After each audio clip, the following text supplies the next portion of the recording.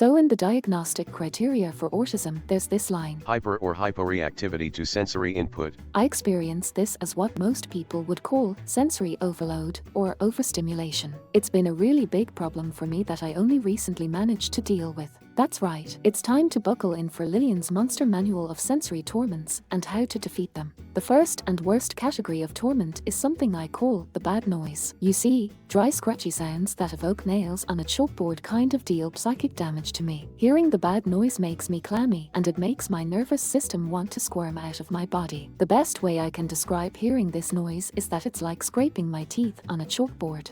The bad noise can come from a lot of places, like someone using a chalkboard or someone scraping a fork on a rough surface, but I most often run into it with pencils and Sharpies.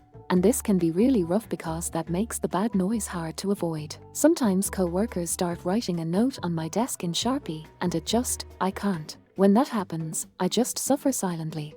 The bad noise made school especially difficult because I had a lot of teachers who insisted that I use pencils. They were always adamant that I had to use a pencil for math because they said I'd need to use one for math in university. I have a math degree. They lied.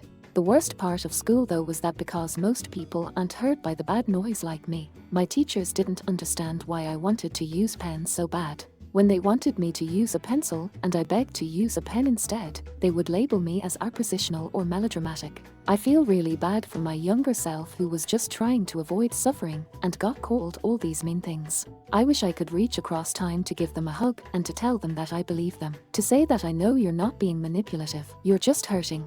Anyways, onto the next category of sensory annoyance: wind. You know how cats hate it when you blow in their face? Well, me too. If I step outside and the wind makes my hair do this, I experience instantaneous homicidal rage. Ditto for fans pointed straight at me. If it moves my hair, it's a problem.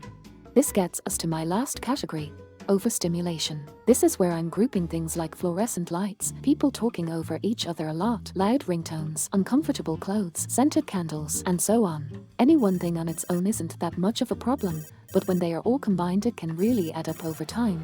Like someone's slowly been turning up the volume on the TV, and I've just noticed that things have gotten way too loud. When I'm overstimulated, it feels like my brain's been rubbed raw with sandpaper, or like there's this really loud static in my head that won't stop. It makes me feel frazzled and irritable, and it's a surefire way to end up with a headache. As you can see, all these things have had a really negative impact on my life. And for a long time, I just lived with it. I spent a long time working really hard pretending to be normal. I'd tell myself that the pencils weren't that bad and the wind wasn't that bad and the lights weren't that bad and that I should stop being so difficult and melodramatic because that's not how normal people are and I want to be normal, right? Fuck no. All that time and willpower I funneled into forcing myself to pretend to be normal. What would happen if I used it to fight against the things that made me suffer? This brings us to the last stage of the video: total war. The briefing is simple. These villains must be ground into dust and shown no quarter. We will accomplish this by attacking on 5 fronts simultaneously. Sight. An easy victory. I got these really fun tinted lenses. They are not so dark that people think I'm wearing sunglasses indoors, but they take the edge off overhead lights.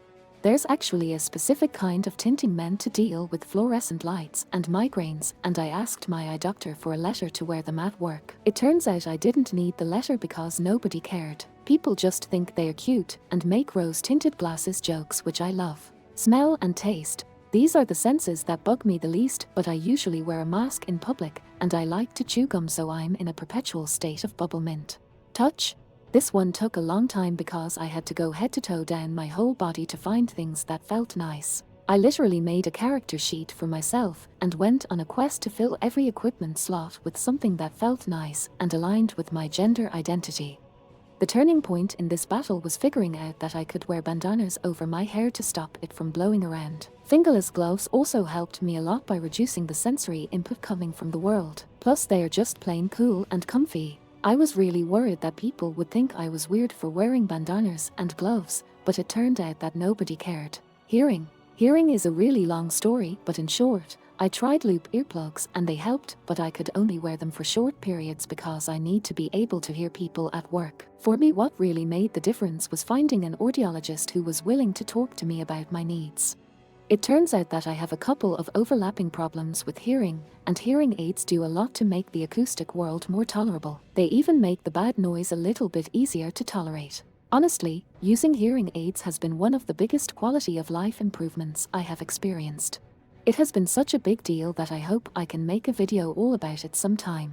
And that's it. That's how the war against my sensory issues was won. I went from having headaches almost daily to almost never. I'm less tired and more happy. But I think it is very important to acknowledge that I do still have bad days. There are still days where the noises and lights at work get to me, but when that happens I at least understand that there isn't anything wrong with me. The discomfort you feel is real. You are not being overdramatic. Your nervous system is just a little bit more fidgety, and that is okay. You are okay.